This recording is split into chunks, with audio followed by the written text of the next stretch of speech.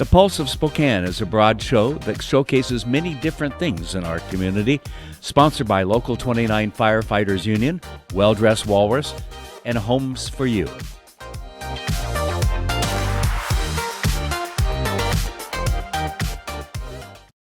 Welcome into the Pulse of Spokane on Spokane Talks. We're here in the last full week of June, and the weather is finally reflecting that outside. So for the fair skin types like myself, that means sunscreen. But I'm joined today in person by Erica Norris with Talk Fast Social. It's really good to actually be face-to-face with somebody. How much of that have you been doing lately, or are you still kind of confined to the home setup?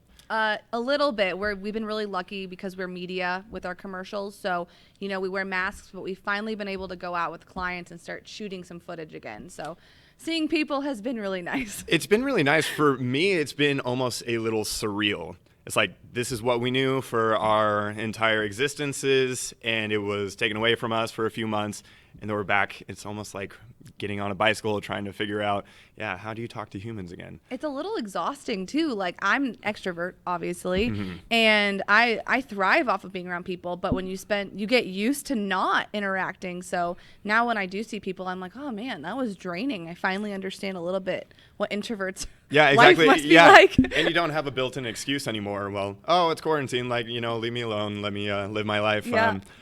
So, Erica, tell me a little bit about Talk Fast Social. Who are you? What do you do? Yeah, absolutely.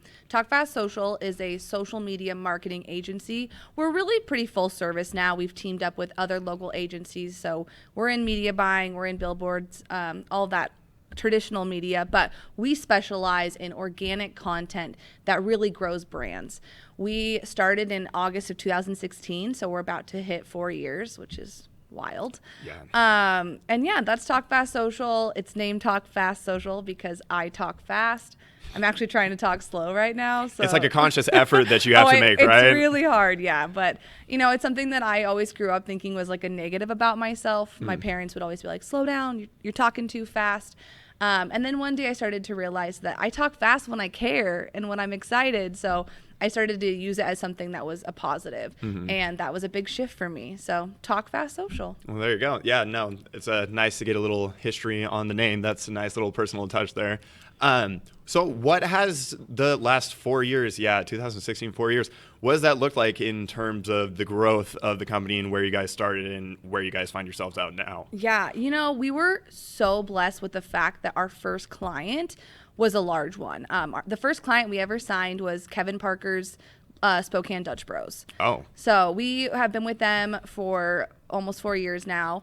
And so I would say with them, it's been fun because we started out, they had 6,000 page likes. They're about to break 25,000 page likes. Oh, wow. Yeah, so the growth on that company alone has been kind of like the journey with Talk Fast. We started out here and with the highs and lows, being a business owner was something I never planned on doing. But right now, thankfully, I'm so proud of where we are and the growth has been Yeah, as you awesome. Should be. Yeah. Well, speaking of the highs and lows, what has the last 3 months looked like for Talk Fast Social? Have you guys been able to cruise along, business as usual? A lot of companies have, been the beneficiaries of the technology that we have in 2020. Has that kind of kept you guys afloat, or have there been other things that you guys have had to struggle with in terms of obstacles?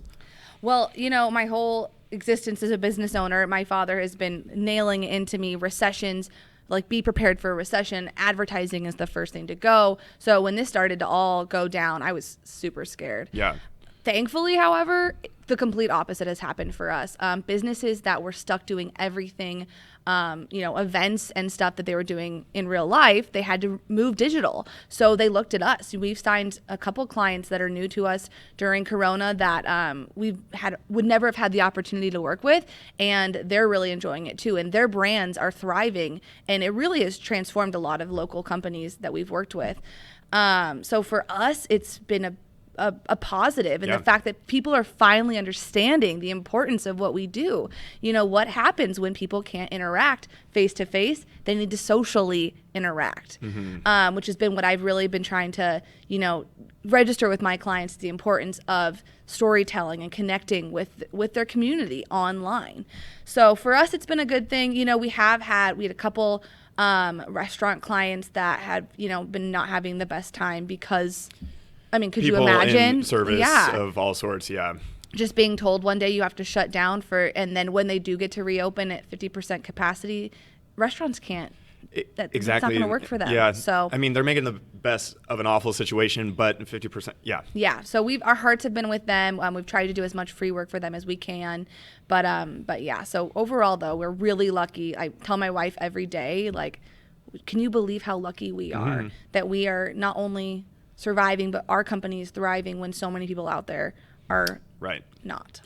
Yeah, and that's not to take away from all the people and all the various businesses that have suffered a lot, but it is really nice and interesting to see which ones have actually benefited from this. Because I was told I was going to, I mean, the recession to me was like the end of my company someday. If that ever came, I was always so afraid. So for it to be in one and to not be as scared as I thought I was going to have to be. Well, have there been anything or have there been things that you guys have learned throughout this about yourselves that maybe will help going forward in the future, or how you guys might change or accommodate? Yeah, I think what you just said, change and accommodate. Like, you have to change the way that you're doing things. One thing I tell my business owner clients that have never wanted to go live on Facebook before, I'm like, listen, the time is now. People are stuck in their homes and they're having very little communication with the outside world besides a lot of negativity, politics, and a lot of other scary stuff going on. I said, hop on that phone, pull it out, and connect with your community because they'll hear you. I can't tell you, like, you know, when it first went down, we had a restaurant client. We said, hey, if you can support us by buying gift cards, please do. Overnight, gift card sales happened. I think the thing is, people always ask me, why is it important to grow Facebook likes, to grow Instagram likes? It's not about being popular. It's about having a base. It's about having a community you can come to in times like this and say, hey, we've been here supporting you through all this time. Can you please support us? And what I've loved, and by telling my clients that, is watching the community show up for them. So I would say, like, don't be afraid to ask for help, because there are people out there who want to help and they just need to know where their best efforts will go. Yeah, I'm sure there have been a ton of people that have been hesitant their whole lives, maybe an older demographic, about getting onto social media. I wonder how much this has forced those types' hand to get on it. Exactly. One of our clients, their key demographic is 50, 60, 70-year-olds. And, you know, they've been in the newspaper doing ads. We brought them onto digital, and we started them doing, they have webinars now, daily webinars that are automatically done for them. And it's just been night and day, not only to see, like, you know, the different kinds of customers that they're reaching, but to see them getting excited. We're doing rebrands, new commercials, changing the mindset of who should be on social and who's actually on it. I mean, people, my grandpa was on it. There's a lot of people that are on it. So I think it's just realizing that the internet is here. We know it's here. It's been here. Our lives are, I think, if anything, we're realizing how much our lives rely on the internet. So instead of being afraid of it, try to find the positives. Try to find what you can benefit from it and how you can benefit others. Absolutely. Yeah, no, you're selling it really well. And I mean, that's really what it is. Those are the benefits of it. Okay, before I let you go, you have a pretty interesting story that you reminded me of. I mean, when we talked on the phone, it was months ago, and then you brought it back up. I was like, oh yeah, that was Erica. About how you got started down this path of Talk Fast Social. Yeah, well, sorry to cut you off. No, but you're good. Go ahead. You know, what you just said was that I'm really good at selling social media. It's because I truly believe in the power of social media. Makes it all that much easier to sell something. Yeah. Absolutely. I believe in the power of it because I experienced it firsthand. Some people in the community know this story, but I was 21 years old. I had just graduated from WSU. Go Cougs. Go Cougs. Shout out. Yeah. And, you know, I was interning at a local ad agency downtown, and I was bussing tables up at the Onion on the north side. And I decided to make a music video. It was called Ellen, Please Hire Me. It's kind of a weird story how I got to that place, but I just, right out of college in a recession, I was kind of wondering like who do I want to work for? So I aimed big, and I thought Ellen DeGeneres would be a really cool person to try to get a job for. So I made a music video. I brought it down. I made it on my phone. I wrote the song like in a day in the shower, like just wild. Brought it down to the ad agency and showed the guys there. And Trevin Spencer, he was a videographer. He now owns a website company that my company outsources to. It's called Two Dudes. So Trevin Spencer, he looked at the video and he saw something in it, and he said, "Listen, write another song and I'll film this for you. I'll produce it for free." And so that's what we did. We wrote another song in an hour at my desk, and a month later we had it up on the internet. And within 2 weeks later, I got a call from the show saying they wanted for me to come down and just like hand my resume out, and they were going to pay for me to just come see the show. And while I was at the show, Ellen ended up playing my music video, and then I kind of blacked out a little bit. And then I got the job. So 2 weeks later, I was living in LA, working on the Ellen DeGeneres show, learning about social media and the power of social media. That's got to be quite the stark contrast to growing up and living in Spokane, moving on down to LA and working on the Ellen DeGeneres show. A lot of people ask me why I came back, and like the nicest response is just that LA is not my place. I love Spokane. Not for everyone, yeah. Yeah, I love Spokane. So, but no, that job, I learned a lot at that job. I got to work there for the entire season of season 10. And because of that opportunity, because I went from, back in 2012, social media wasn't being used for marketing purposes. Businesses weren't using it. The first people to be using it were celebrities. So I got to watch firsthand.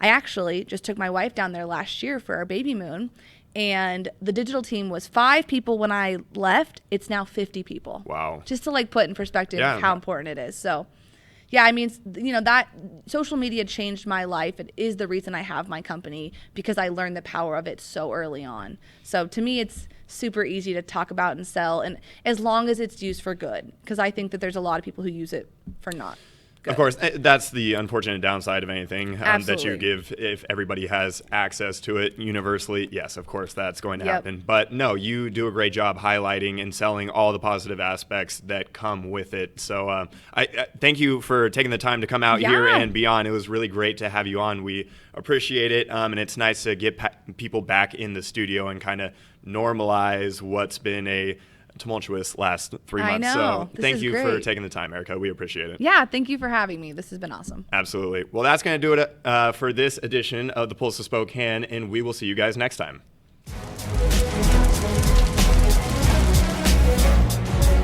Well, this is Bloomsday in Spokane. We got about 40 firefighters and their friends and family handing out 40,000 cups of water as the day goes by. It's a very good opportunity to see the public and support them and help them out and cheer them on during Bloomsday.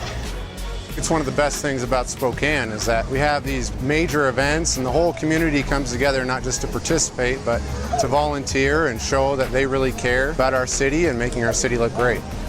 This type of an event really is emblematic of Spokane because so many people get involved. We have 50,000 people probably running this race. Always has been a very huge event.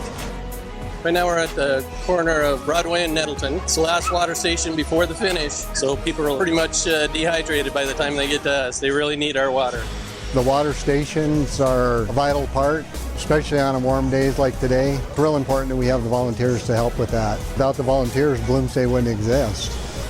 All up and down the course, there are people that are involved in this celebration. It really is a celebration of what Spokane's all about.